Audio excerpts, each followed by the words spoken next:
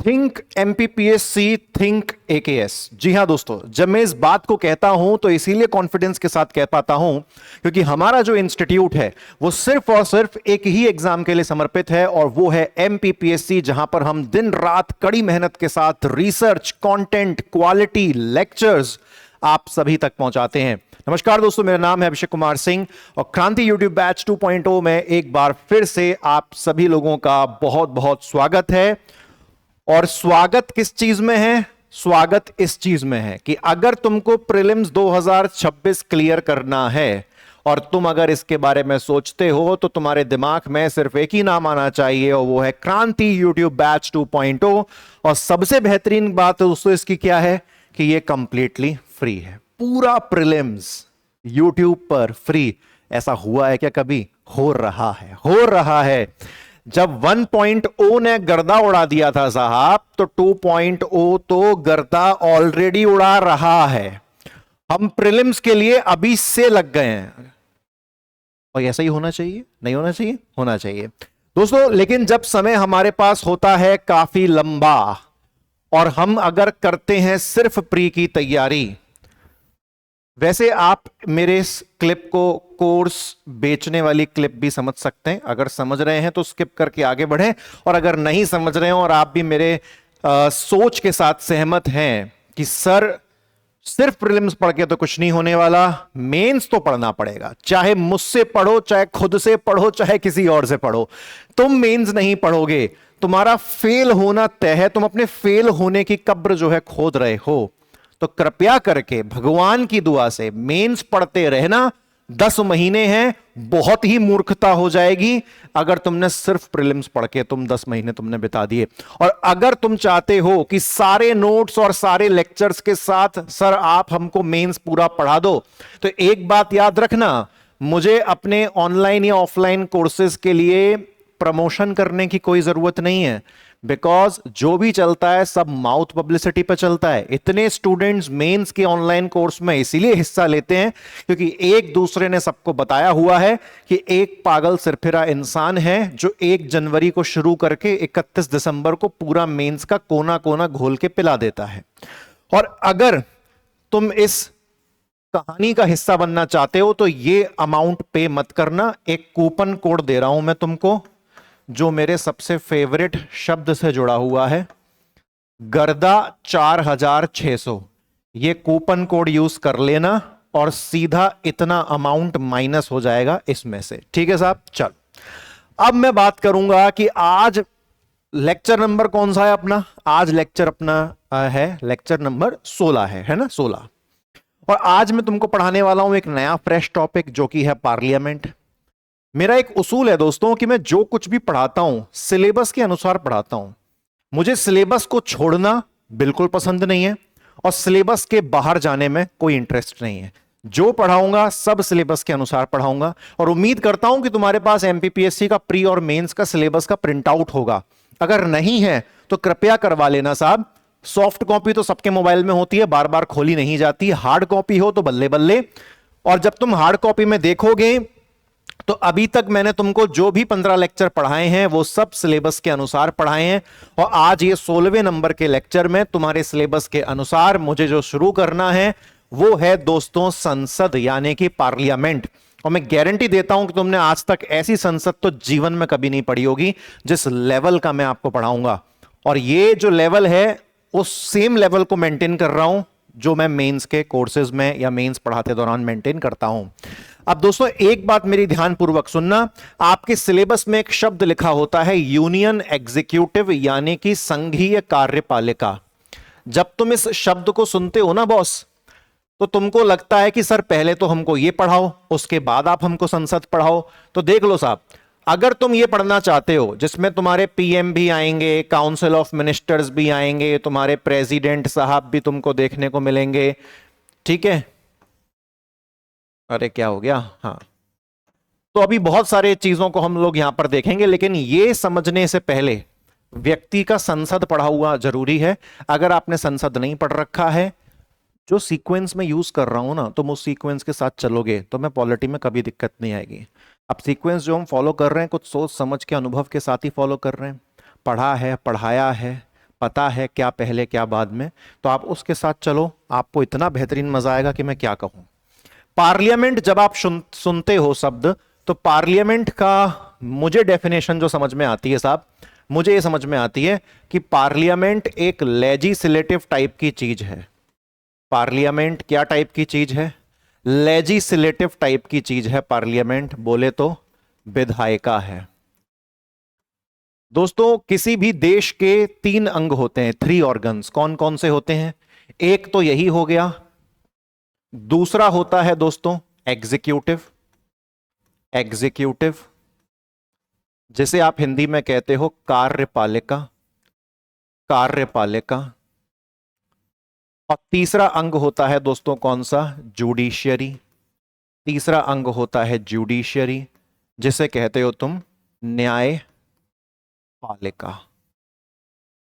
इन 3 अंग में से जो अंग मैं आज आपको पढ़ा रहा हूं वो है लेजिस्लेटिव। लेजिस्लेटिव का मतलब होता है, विधायिका का मतलब होता है कानून बनाने वाले लोग। क्या होता है? कानून बनाने वाले लोग। अब ये जो लेजिस्लेटिव होती है अर्थात विधायिका, इसके भी दोस्तों 2 हिस्से होते हैं। केंद्रीय स्तर पर होती है पार्लियामेंट और स्टेट लेवल पर होती है विधानसभा। ठीक है, तो टोटल कितने अंग हो गए? 1 2 3। 3 में से क्या पढ़ा रहा हूं? पहला अंग लेजिस्लेटिव अर्थात विधायिका, अर्थात कानून बनाने वाले लोगों के बारे में बात करूंगा, कानून बनाने वाली संस्था के बारे में बात करूंगा। और कानून बनाने वाली संस्थाएं 2 लेवल पर होती हैं, सेंट्रल लेवल पर पार्लियामेंट और स्टेट लेवल पर हर एक स्टेट की अपनी विधानसभा। और उसके अंदर भी क्या पढ़ाने वाला हूं? पार्लियामेंट। अब समझ में आया कहां से क्या निकल के क्या शुरू होने वाला है? ठीक है, जब वो कहता है कि संसद एक विधायी शाखा है यानी कि लेजिस्लेटिव ऑर्गन, मतलब ये कानून बनाने वाले लोग हैं। कौन से स्तर पर कानून बनाते हैं? ये केंद्र सरकार यानी कि यूनियन, सेंट्रल लेवल पर जो है ये कानून बनाते हैं, लिखा हुआ है केंद्रीय स्तर पर। उसके बाद दोस्तों एक चीज आप जो है देखिए कि इंडिया क्या चीज फॉलो करता है। इंडिया पार्लियामेंट्री सिस्टम फॉलो करता है। ये बेसिक जानना, मैंने मोस्टली देखा है कि पार्लियामेंट के नाम पर बस वो फ्लो चार्ट बनाना शुरू कर देते हैं, ये लोकसभा, ये राज्यसभा। अरे भैया वो बाद की कहानी है, जो बेसिक है ना शुरू का, अगर तुमने वो नहीं पढ़ा है तुम्हारा मेंस हमेशा कमजोर रहेगा और यहां से फैक्ट बन के आएंगे तो तुम कर नहीं पाओगे, उनको परेशान हो जाओगे आप उनको। ठीक है, चलो इंडिया कौन सा सिस्टम फॉलो करता है? तो India parliamentary form of government, यानी कि भारत के अंदर जो व्यवस्था लागू होती है वो संसदीय प्रणाली है, क्योंकि हमारे यहां पर पार्लियामेंट का ही सिस्टम चलता है, जिसमें एक लोकसभा, एक राज्यसभा। और पार्लियामेंट का दोस्तों एक सबसे इंपॉर्टेंट अंग है प्रेसिडेंट, जिसको लोग अक्सर भूल जाते हैं। प्रेसिडेंट के बिना पार्लियामेंट अधूरी है। प्रेसिडेंट लोकसभा राज्यसभा दोनों में से किसी का हिस्सा नहीं है, लेकिन पार्लियामेंट के जो लोकसभा और राज्यसभा जो भी बिल पास करते हैं वो बिल बिना प्रेसिडेंट के सिग्नेचर के एक्ट नहीं बन सकता, कानून नहीं बन सकता, अधिनियम बन नहीं सकता। तो president is the integral organ of parliament. बिना प्रेसिडेंट, बिना राष्ट्रपति के संसद अधूरी है। इस बात को याद रख लेना, ठीक है, कभी एमसीक्यू में आ जाए तो। हमने इंडिया में जो पार्लियामेंट सिस्टम फॉलो करते हैं वो हमने कहां से उठाया है?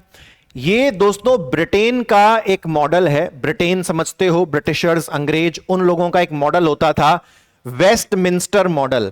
तो हम उन्हीं के मॉडल को यूज करते हैं, जिसे हम आज के टाइम पे पार्लियामेंट्री सिस्टम यानी कि संसदीय प्रणाली कहते हैं।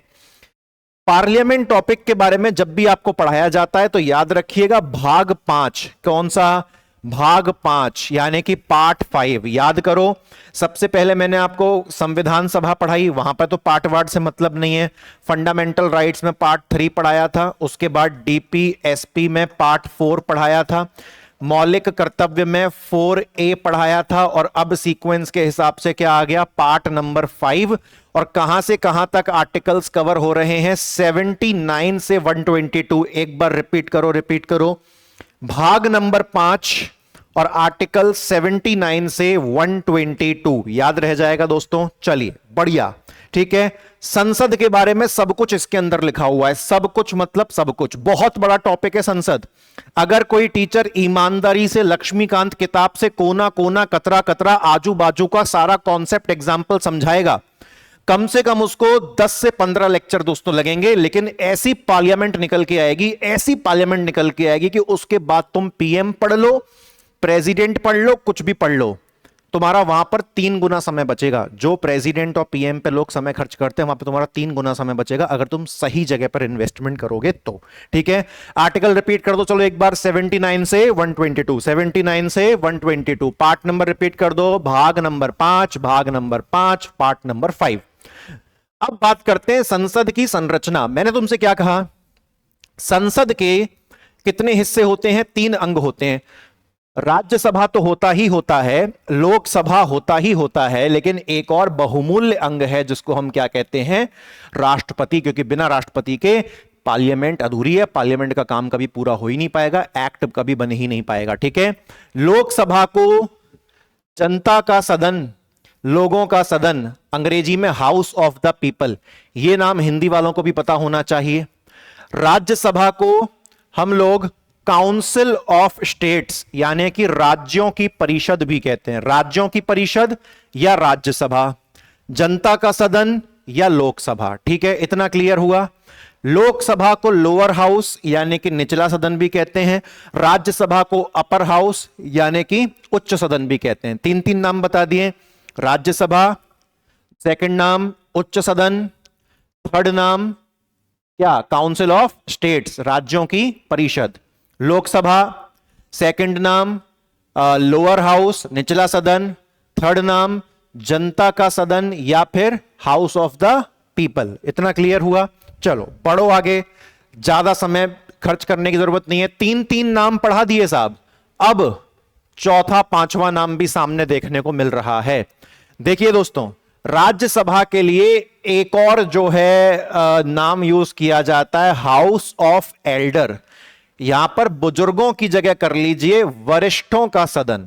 जो वरिष्ठ लोग होते हैं, सीनियर लोग होते हैं, वरिष्ठों का सदन यानी कि हाउस ऑफ एल्डर्स। ठीक है, और लोकसभा का चौथा नाम जो मैं आपको बता रहा हूं वो है पॉपुलर हाउस, लोकप्रिय सदन भी जो है इसको कह दिया जाता है। हालांकि पॉपुलर हाउस को ये कभी कभी जनता का सदन भी कहते हैं। आप तो जो मैंने 3 नाम बताए ना वो याद कर लो। और राज्यसभा का चौथा नाम क्या बताया मैंने? हाउस ऑफ एल्डर्स यानी कि वरिष्ठों का सदन, और लोकसभा को लोकप्रिय सदन या फिर पॉपुलर हाउस। तो अब दोनों के 4 नाम हो गए। ठीक है, अपने रजिस्टर में, अपने नोट्स में लिख लेना। क्रांति यूट्यूब बैच में कभी भी पीडीएफ मांगना मत, क्योंकि वो पाप है, महापाप है, और उसकी सजा बड़े बड़े पुराणों में लिखी है, वो फिर हम आपको दे देंगे तो आपको दिक्कत हो जाएगी। क्या कहा गया कि राष्ट्रपति ना तो लोकसभा का सदस्य है ना तो राज्यसभा का सदस्य है, लेकिन उसके बावजूद भी संसद का अविभाज्य अंग है, यानी कि इंटीग्रल पार्ट। अविभाज्य समझते हो, जिसे संसद से दूर नहीं किया जा सकता। राष्ट्रपति साहब या राष्ट्रपति मैडम अभी वर्तमान में, इनके बिना पार्लियामेंट चल नहीं सकती, इनके बिना कोई भी बिल एक्ट बन नहीं सकता। प्रेसिडेंट ना लोकसभा का हिस्सा ना राज्यसभा का हिस्सा, लेकिन फिर भी अपना ही अलग ही टशन है। ठीक है, समझ में आ रही है बात? तो प्रेसिडेंट को पार्लियामेंट से कभी दूर मत करना। पार्लियामेंट के 3 अंग हैं, लोकसभा, राज्यसभा और राष्ट्रपति। तो उसके बाद दोस्तों देखिए, यहां पर बता रहे हैं ये हमको कि राष्ट्रपति की भूमिका संसद में क्या होती है। ध्यान से सुनना, राष्ट्रपति की भूमिका संसद में क्या होती है, ध्यानपूर्वक सुनना। कोई भी बिल, कोई भी विधेयक क्या नहीं बन सकता? कानून नहीं बन सकता, या फिर कहें कि एक्ट नहीं बन सकता, जब तक राष्ट्रपति उस पर क्या ना करें, अपने हस्ताक्षर, अपने सिग्नेचर ना करें। ये तो मैं आपको आज 10वीं बार बता रहा हूं। ठीक है, अच्छा, उसके बाद प्रेसिडेंट के पास पार्लियामेंट को लेकर क्या क्या पावर है। जब मैं प्रेसिडेंट चैप्टर पढ़ाऊंगा तो इन चीजों को हम बहुत डिटेल में पढ़ेंगे। ठीक है, प्रेसिडेंट के पास सबसे पहली चीज जो है, किसके संदर्भ में? किसके संदर्भ में? पार्लियामेंट के संदर्भ में। किसके संदर्भ में दोस्तों? हम यहां पर क्या पढ़ रहे हैं? हम प्रेसिडेंट की कुछ पावर्स और प्रेसिडेंट के कुछ फंक्शंस, कुछ कार्य पढ़ रहे हैं। किसके संदर्भ में? बोलो, किसके संदर्भ में, किसके रेफरेंस में? तो पार्लियामेंट के रेफरेंस में। सबसे पहली चीज जो प्रेसिडेंट कर सकता है वो someone and prorogue both houses. समन का मतलब क्या होता है? समन का मतलब होता है आहूत करना। क्या होता है? आहूत करना। जब आहुति देते हैं, आहुति का मतलब क्या होता है? हम किसी को बुला रहे हैं। तो जब भी प्रेसिडेंट चाहते हैं कि मैं लोकसभा और राज्यसभा दोनों के सेशन को, सेशन बोले तो हिंदी में सत्र। लोकसभा और राज्यसभा के सेशन को बुलाना, लोकसभा और राज्यसभा के सत्र को बुलाना, इसको कहते हैं समन यानी कि आहूत। और यह पावर किसके पास है? प्रेसिडेंट के पास, लिख लेना। उसके बाद होता है प्रोरोग यानी कि स्थगित। इसका मतलब क्या हो गया? लोकसभा और राज्यसभा का जो सेशन चल रहा है, उनका जो सत्र चल रहा है, उसको दी एंड करना, उसको खत्म करना, इसे हम क्या कहते हैं? प्रोरोग यानी कि स्थगित। और यह पावर भी किसके पास है? प्रेसिडेंट के पास। तो लोकसभा और राज्यसभा के सेशन को बुलाना समन कहलाता है, अर्थात आहूत। और लोकसभा और राज्यसभा के चलते हुए सेशन को, चलते हुए सत्र को खत्म कर देना, यह प्रोरोग यानी कि स्थगित। इतना क्लियर हो गया? ठीक है। उसके बाद लोकसभा का विघटन, लोकसभा का विघटन या जिसको हम भंग करना भी बोलते हैं, इसका ज्यादा औपचारिक शब्द क्या है? विघटन। विघटन का मतलब क्या होता है? लोकसभा को खत्म कर देना। क्या कर देना? लोकसभा को खत्म कर देना। दोस्तों याद रखना, एक बार में मैं आपको ये जो टॉपिक है ना, ये बस लोग पढ़ के चले जाते हैं, कॉन्सेप्ट नहीं सीखते। लोकसभा का डिसोल्यूशन, लोकसभा का विघटन बहुत इंपॉर्टेंट चीज है। समझना चाहते हो? समझो, चलो कोई बात नहीं। मान के चलो यहां पर मैंने एक पार्टी का एग्जाम्पल लिया, बीजेपी, और मैंने आपसे कहा कि बीजेपी लोकसभा का चुनाव जीत गई, जो कि हुआ भी है। बीजेपी लोकसभा का चुनाव जो है क्या कर लिया इन्होंने? लोकसभा का चुनाव जीता। ठीक है, लोकसभा का चुनाव जीता तो इनको अपनी सरकार बनाएंगे। ये अपनी क्या करेंगे? ये अपनी सरकार बनाएंगे, यानी कि अपनी सरकार का गठन करेंगे, सरकार का फॉर्मेशन करेंगे। ठीक है। तो दोस्तों जो भी पार्टी जीत जाती है लोकसभा का चुनाव, यानी कि लोकसभा में टोटल सीट कितनी है वर्तमान में? आप इस लेक्चर पे आए हो तो उम्मीद करता हूं कि बहुमत के प्रकार, टाइप्स ऑफ मेजॉरिटी पढ़ के आए होगे और अमेंडमेंट इन द कॉन्स्टिट्यूशन, संविधान में संशोधन की प्रक्रिया पढ़ के आए हो। नहीं पढ़ के आए हो तो लौट जाओ, पढ़ के आना, नहीं तो हमेशा आधा अधूरा ज्ञान हासिल करोगे जिंदगी में। 543 सीट हैं लोकसभा के अंदर, इसको कर दो काय से डिवाइड? 2 से डिवाइड कर दीजिए। पहले 545 होती थी वर्तमान संख्या में, 2 एंग्लो इंडियन हटाए जा चुके हैं, 2 एंग्लो इंडियन हटाए जा चुके हैं। कौन से अमेंडमेंट के चलते? 104 नंबर का संवैधानिक संशोधन अधिनियम, कॉन्स्टिट्यूशनल अमेंडमेंट एक्ट, जो कि कब हुआ था? 2019 में। इस अमेंडमेंट के तहत जो आंग्ल भारतीय सदस्य, एंग्लो इंडियन कम्युनिटी के जो 2 मेंबर्स को प्रेसिडेंट नॉमिनेट करके, मनोनीत करके लोकसभा में बिठाते थे, वो सिस्टम अब नहीं चलता। इस अमेंडमेंट के बाद खत्म हो गया है। तो इसीलिए हम क्या मानते हैं? 543। अब 543 का तुम आधा करोगे तो तुमको आंसर क्या मिलेगा? 2 2 जा 4, 2 7 जा 14, 2 1 जा 2, 2 5 जा 10, तो राउंड ऑफ में क्या मिलेगा? 272। लेकिन ये तो मात्र 50% हुआ। 272 प्लस 1, यानी कि जो भी पार्टी 273 सीट जीत गई उसकी सरकार बनेगी। इतना क्लियर हुई बात? पक्का? ठीक है, चलो साहब, बहुत बढ़िया काम हो गया यहां पर। ठीक है, तो बीजेपी ने मान के चलो 273 सीट लोकसभा में जीत ली और अब इनकी सरकार बनेगी, सेंट्रल गवर्नमेंट बनेगी साहब इनकी। लेकिन सरकार को बनाने से पहले, सरकार को बनाने से पहले लोकसभा में, सरकार को बनाने से पहले लोकसभा में बीजेपी के जितने भी सांसद बैठे होंगे, पार्लियामेंट में जितने भी लोग बैठते हैं, चाहे लोकसभा हो राज्यसभा हो, उनको हम एमपी यानी कि सांसद कहते हैं, मेंबर ऑफ पार्लियामेंट। तो लोकसभा में बीजेपी के जितने भी सांसद हैं, उन सबका एक ड्यूटी है, उन सबकी एक ड्यूटी है। और वो ड्यूटी पता है क्या है? वो ड्यूटी क्या है? वो ड्यूटी है विश्वास प्रस्ताव। वो ड्यूटी क्या है? विश्वास प्रस्ताव, कॉन्फिडेंस मोशन। मैंने इसीलिए दोस्तों कहा था कि ये ऐसा लेक्चर होगा जो आपने इस स्टाइल में या इस तरीके से नहीं पढ़ा होगा। वही बोरिंग तरीका नहीं है पार्लियामेंट का कि पार्लियामेंट में, लोकसभा में जे है, राज्यसभा में जे है। वो तो मैंने खत्म कर दिया फटाक से बता के, किसके 4 नाम बता दिए दोनों के। तो बीजेपी को सरकार बनाने से पहले कौन सा मोशन पास करवाना पड़ेगा, कौन सा प्रस्ताव पास करवाना पड़ेगा? कॉन्फिडेंस मोशन, विश्वास प्रस्ताव। इसका मतलब पता है क्या होता है? बीजेपी लोकसभा के अंदर अपने पक्ष में मेजॉरिटी ऑफ वोट्स हासिल करने की कोशिश करेगी। अब आप कहोगे सर ये तो अभी वोट जीत के आए हैं, इनकी सरकार तो बनने को रेडी है, तो लोकसभा के अंदर फिर से वोटिंग करवा के अपने पक्ष में ज्यादातर वोट्स क्यों लेने हैं? ये एक तरह की फॉर्मेलिटी समझ लो आप, कि चुनाव जीतने के बाद और सरकार बनाने से पहले के जो बीच के कुछ दिन हैं, कहीं उनमें कोई झोलमोल तो नहीं हो गया?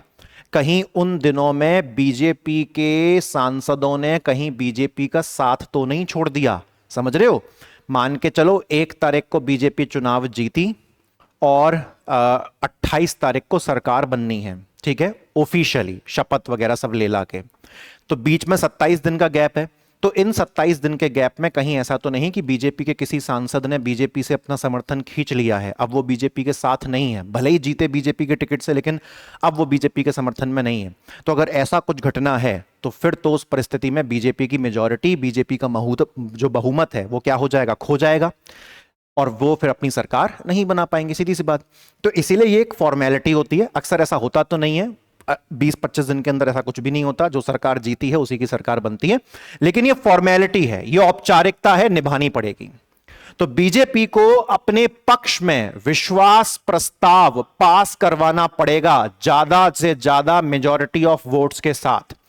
फॉर एग्जाम्पल, उस दिन लोकसभा में 543 सारे के सारे लोग आए हैं, तो बीजेपी को कम से कम 273 लोग, 273 लोगों का वोट अपने फेवर में चाहिए होगा, कॉन्फिडेंस मोशन के फेवर में चाहिए होगा। कॉन्फिडेंस मोशन इस बात का सबूत है कि मेरी पार्टी के नेता, मेरी पार्टी के सांसद आज भी मेरे साथ हैं, कुछ बदला नहीं है। और अगर मेरी पार्टी ने सबसे ज्यादा सीट जीती हैं लोकसभा चुनाव में, तो सीधी सी बात है, लोकसभा के अंदर जितने ज्यादा सांसद होंगे वो सारे मेरे ही होंगे, क्योंकि मैं ही ज्यादातर सीट जीत के आया हूं लोकसभा में। तो सीधी सी बात है कि इसका फैसला तो अक्सर मेरे ही पक्ष में आना तय है। अगर किसी कारणवश फैसला मेरे पक्ष में नहीं आ पाया, सुनना, अगर किसी कारणवश फैसला मेरे पक्ष में नहीं आ पाया, तो इसका मतलब पता है क्या है? इसका मतलब यह है कि जिस मेजॉरिटी को दिखा के, जिस बहुमत को दिखा के तुम सरकार बनाने वाले थे, वो बहुमत तुम्हारी चली गई, खो गई इन थोड़े से दिनों में ही।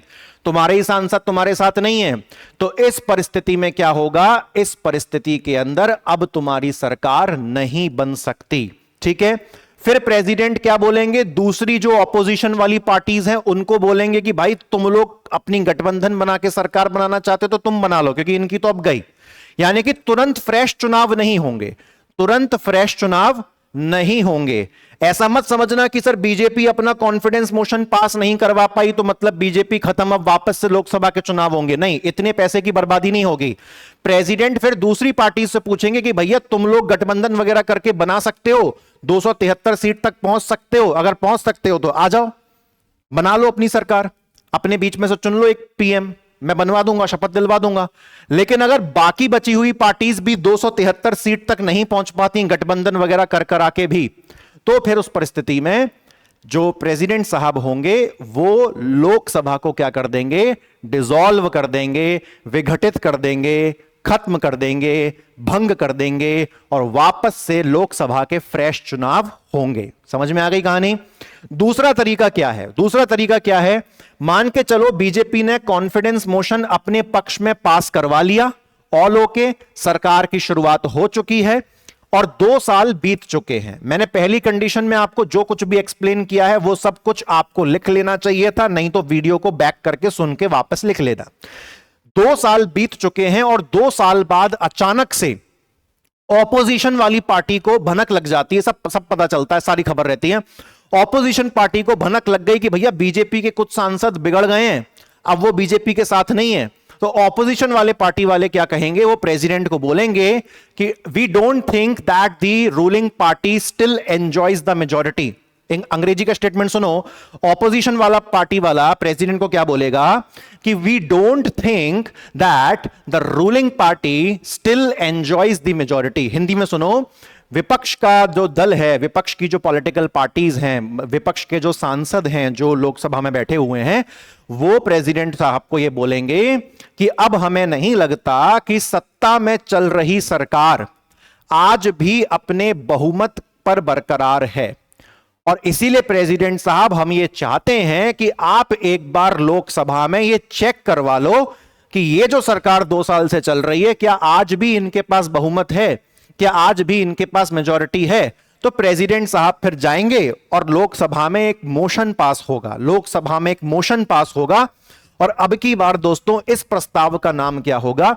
इस प्रस्ताव का नाम होगा नो कॉन्फिडेंस मोशन। क्या नाम होगा इसका? No confidence motion. No confidence motion का क्या हो गया? नो कॉन्फिडेंस मोशन हो गया अविश्वास प्रस्ताव। लोगों को इन दोनों के बीच में डिफरेंस ही नहीं पता है, इसके बीच में और इसके बीच में डिफरेंस ही नहीं पता। मैं अभी बता रहा हूं। नो कॉन्फिडेंस मोशन मतलब अविश्वास प्रस्ताव। अब बीजेपी का टारगेट पता है क्या होगा? बीजेपी कोशिश करेगी कि यह प्रस्ताव कहीं उनके खिलाफ पास ना हो जाए, यानी कि कॉन्फिडेंस मोशन मैं अपने पक्ष में पास करवाना चाहता हूं। अगर मैं सरकार हूं तो मैं चाहूंगा कॉन्फिडेंस मोशन मेरे पक्ष में पास हो जाए। कॉन्फिडेंस मोशन पर ज्यादा से ज्यादा लोग बटन दबाएं, कॉन्फिडेंस मोशन पर लोकसभा के ज्यादा से ज्यादा मेंबर्स के वोट मुझे मिले। लेकिन ये तो विपक्ष वाले लेके आए हैं ना, विपक्ष वाले मेरी पार्टी को खत्म करना चाह रहे हैं ना, विपक्ष वाले मेरे ऊपर आरोप लगा रहे हैं ना। तो ये मोशन तो ऐसा है जिसमें मैं ये चाहूंगा कि लोकसभा के ज्यादा से ज्यादा मेंबर्स नो का बटन दबाएं। काय का बटन दबाएं? नो का बटन दबाएं। क्योंकि अगर लोकसभा के मेजॉरिटी ऑफ मेंबर्स ने नो कॉन्फिडेंस मोशन पर यस का बटन दबा दिया तो मतलब मेरी सरकार खत्म। अब प्रेसिडेंट साहब लोकसभा को भंग कर देंगे, यानी कि क्या कर देंगे? डिसॉल्व कर देंगे। तो क्या सीखे आप कि जो रूलिंग पार्टी होती है, जो सत्ताधारी दल होता है, वो हमेशा चाहता है कि विश्वास प्रस्ताव उनके पक्ष में पास हो। और विश्वास प्रस्ताव को कब पास करवाया जाता है? जब लोकसभा के फ्रेश चुनाव हुए होते हैं और कोई सरकार बनने वाली होती है। तो जो सरकार बनने वाली है वो सरकार अपने पक्ष में लोकसभा के ज्यादा से ज्यादा मेंबर्स के वोट चाहती है और कॉन्फिडेंस मोशन को अपने फेवर में पास कराना चाहती है। इतनी बात क्लियर हुई। लेकिन जो नो कॉन्फिडेंस मोशन होता है ये विपक्ष वालों ने भेजा है। तो मैं ये कभी नहीं चाहूंगा कि मेरी सरकार के पक्ष में ये पास हो जाए। मैं नहीं चाहता कि ये मेरे पक्ष में पास हो, मैं चाहता हूं कि ये मेरे विपक्ष में पास हो जाए, यानी कि ज्यादा से ज्यादा लोग इस पे ऊपर नो दबाएं। मैं नहीं चाहता कि ये मेरे पक्ष में पास हो, मैं नहीं चाहता ये मेरे फेवर में पास हो, मैं चाहता हूं कि ये मेरे अगेंस्ट में पास हो जाए। अगेंस्ट में पास होने का मतलब पता है क्या है? वो ये हो जाएगा कि नो कॉन्फिडेंस मोशन बीजेपी के पक्ष में पास नहीं हो पाया, मतलब बीजेपी आज भी बहुमत का आनंद ले रही है। इस वजह से ये जो नो कॉन्फिडेंस मोशन है इसको रद्द किया जाता है। क्लियर हुआ? प्रीलिम्स के क्वेश्चन करें। देखो प्रीलिम्स के क्वेश्चन है, विश्वास प्रस्ताव कब पास किया जाता है? फ्रेश लोकसभा चुनाव के बाद, सरकार बनाने से पहले। विश्वास प्रस्ताव को कौन लेके आता है? रूलिंग पार्टी, यानी कि जिसने लोकसभा के चुनाव जीते हैं वो खुद अपनी तरफ से लाती है। ठीक है। नो कॉन्फिडेंस मोशन कौन लेके आता है? विपक्ष political party, opposition political party. किसको कहलवा के? प्रेसिडेंट को कहलवा के। ठीक है। नो कॉन्फिडेंस मोशन अगर पास हो गया, नो कॉन्फिडेंस मोशन अगर पास हो गया, इसका मतलब क्या है? रूलिंग पार्टी, सत्ताधारी दल का बहुमत समाप्त हो चुका है, अब वो मेजॉरिटी को एंजॉय नहीं कर रहे हैं। उस परिस्थिति में प्रेसिडेंट के पास एक ही ऑप्शन रहेगा, और वो क्या रहेगा? लोकसभा को विघटित कर देना, इसको भंग कर देना, इसको डिसॉल्व कर देना, और फिर फ्रेश चुनाव होंगे। ठीक है। लेकिन अगर रूलिंग पार्टी जो लोकसभा के चुनाव जीत के आई है, अगर वो एक बार में अपने पक्ष में कॉन्फिडेंस मोशन, अपने फेवर में कॉन्फिडेंस मोशन पास नहीं करवा पाई, तो क्या प्रेसिडेंट तुरंत लोकसभा को भंग कर देगा? नहीं। मैंने बताया है तुरंत भंग नहीं करेगा, प्रेसिडेंट मौका देगा दूसरी पॉलिटिकल पार्टीज को कि तुम कोशिश करके तुम अपनी सरकार बना लो। अगर तुम भी नहीं बना पाओगे उसके बाद फिर मैं भंग करूंगा, इमीडिएटली भंग नहीं करूंगा। लेकिन अगर पॉलिटिकल पार्टी के अगेंस्ट ये पास हो गया तो जैसे ही ये पास हुआ मतलब अविश्वास का ठप्पा तुम्हारी पार्टी पे लग चुका है। अब प्रेसिडेंट चुटकियों में पूरी लोकसभा को क्या कर देंगे, डिसॉल्व कर देंगे। अब आप बताइए, मैंने कितनी बार चीजों को रिपीट किया है, और इसीलिए रिपीट किया है क्योंकि तुम्हारे दिमाग में प्रैक्टिकल चीजें घुसे साहब। कोई भी सब्जेक्ट एमपीपीएससी का रटा नहीं जाता, हर सब्जेक्ट समझा जाता है, उसके बाद उसे मेमोराइज किया जाता है। समझ रहे हैं आप बात को? तो अब मुझसे कभी मत पूछना कि सर लोकसभा डिसॉल्व होने का मतलब क्या है, क्योंकि मैं तुमको बता चुका हूं। और तुमसे रिवीजन के तौर पे एक प्रश्न पूछूं कि लोकसभा का विघटन यानी कि लोकसभा का डिसॉल्यूशन कितनी तरीके से हो सकता है? तो साहब दो तरीके से। या तो रूलिंग पार्टी अपने पक्ष में कॉन्फिडेंस मोशन पास करवाने में फेल हो गई, या फिर रूलिंग पार्टी के पक्ष में नो कॉन्फिडेंस मोशन पास हो गया। ये दोनों ही चीजें, ये पास नहीं करवा पाए और ये पास हो गया, ये दोनों ही बात नेगेटिव है, और इन दोनों ही परिस्थिति में लोकसभा को डिसॉल्व कर सकते हैं राष्ट्रपति। ओके साहब, चलो मुझे लगता है मैंने पूरी मेहनत आज के लेक्चर की इसी में ही जो है डाल दी। लेकिन क्या बात है यार, कोई बात नहीं, भले ही मैं आज स्टार्टिंग का लेक्चर ज्यादा बड़ा लेना भी नहीं चाहता हूं, ज्यादा बड़ा नहीं लेना चाहता हूं, क्योंकि मैंने ऑलरेडी आज काफी लेट ही जो है स्टार्ट किया, आपके लिए कंटेंट बना रहा था। इस पीडीएफ में आगे देखना, ऐसा एकदम बवाल किस्म का कंटेंट है, ठीक है। अच्छा, उसके बाद संसद को बोधित करना। एड्रेस का मतलब क्या होता है? संसद को बोधित करना। राष्ट्रपति 2 बार पार्लियामेंट को एड्रेस करता है, मतलब संबोधित करता है ना, मतलब बेसिकली शुरुआत करवाना है ना। तो प्रेसिडेंट कितनी बार पार्लियामेंट को संबोधित करता है? 2 बार। पहला कब? लोकसभा के फ्रेश चुनाव के बाद। फ्रेश मतलब नए चुनाव जो होते हैं ना, लोकसभा के फ्रेश चुनाव के बाद जो पहला सेशन होता है, जो पहला सेशन मतलब सत्र, बेसिकली लोकसभा और राज्यसभा की मीटिंग, जो पहला सेशन लोकसभा और राज्यसभा का होता है, ठीक है, उसे संबोधित करता है, उसे एड्रेस करता है। दूसरा कब एड्रेस करता है राष्ट्रपति संसद को? हर साल, मैं यहां पर लिख देता हूं, हर न्यू साल, जब भी कोई नया साल शुरू होता है तो उसका हर नए साल का फर्स्ट सेशन, हर नए साल का पहला सत्र। इतनी बात क्लियर हुई? तो जो प्रेसिडेंट साहब हैं वो 2 मौके पर संसद को संबोधित करते हैं, पार्लियामेंट को एड्रेस करते हैं। फर्स्ट कब? जब फ्रेश चुनाव हुए हैं, और फ्रेश चुनाव के बाद जब सबसे पहला सेशन होता है लोकसभा और राज्यसभा का, तब। और दूसरा जब एक नया साल शुरू होता है और उस नए साल का जो पहला सत्र होता है उसमें। इतनी बात क्लियर हो गई? यहीं से फैक्ट के बहुत सारे क्वेश्चन आ जाएंगे। उसके बाद दोस्तों यहां पर क्या लिखा हुआ है? ऑर्डिनेंस जारी करना, यानी कि अध्यादेश जारी करना। यह क्या होता है ऑर्डिनेंस? देखिए, जब संसद यानी कि पार्लियामेंट, और संसद का मतलब यहां पे फिलहाल मान लो लोकसभा और राज्यसभा, क्योंकि प्रेसिडेंट की अलग से बात हो रही है। जब संसद यानी कि लोकसभा और राज्यसभा सेशन में नहीं होते, सेशन में यानी कि सत्र में नहीं होते, तो भैया जब ये सत्र में है ही नहीं, जब इनकी बैठकें चली नहीं रही हैं, तो क्या कानून बना पाएंगे ये लोग? क्या कानून बना पाएंगे? मीटिंग ही नहीं हो रही तो कानून कैसे बनाओगे? तो उस दौरान अगर कोई ऐसी परिस्थिति आ गई जहां पर अचानक से कानून बनाने की जरूरत पड़ रही है, तो संसद तो सेशन में है नहीं, मीटिंग हो नहीं रही, लोकसभा राज्यसभा की मीटिंग हो नहीं रही है, तो उस परिस्थिति में अगर कानून बनाना पड़ गया तो कानून कौन बनाएगा? तो कानून प्रेसिडेंट बनाएंगे। और ऐसे ही कानून को हम लोग क्या कहते हैं? ऑर्डिनेंस। लिख लेना। जब संसद सत्र में नहीं होती, when parliament is not in session, और उस दौरान अगर कोई कानून बनाने की जरूरत आ पड़ी तो उस वक्त एक कानून बनाया जाता है प्रेसिडेंट के द्वारा, जिसे हम कहते हैं ऑर्डिनेंस यानी कि अध्यादेश। ये सब पढ़ोगे, ये इतने से काम नहीं चलेगा, ये सब पढ़ोगे। लेकिन मैंने एक बार में तुमको इतना बता दिया है कि तुम्हारे आगे का बेस बहुत तगड़ा जाने वाला है साहब, ठीक है, बहुत बेहतरीन जाएगा। ओके, चलो उसके बाद अब यहां पर देखो, यहां पर तुम्हारा भारत के, ब्रिटेन के और अमेरिका के मॉडल को कंपेयर किया गया है साहब, यह भी पता होना बहुत जरूरी है। सबसे पहला पॉइंट क्या लिखा हुआ है? सबसे पहला पॉइंट लिखा हुआ है, हम लोगों ने पीछे ही पढ़ा था कि जो इंडिया है वो किसका मॉडल फॉलो करती है? वो ब्रिटेन का, यानी कि कहें कि ब्रिटिश मॉडल फॉलो करती है। क्योंकि ब्रिटेन में जो मॉडल चलता है उसका हमने नाम देखा था वेस्टमिंस्टर। कौन सा मॉडल चलता है वहां पर?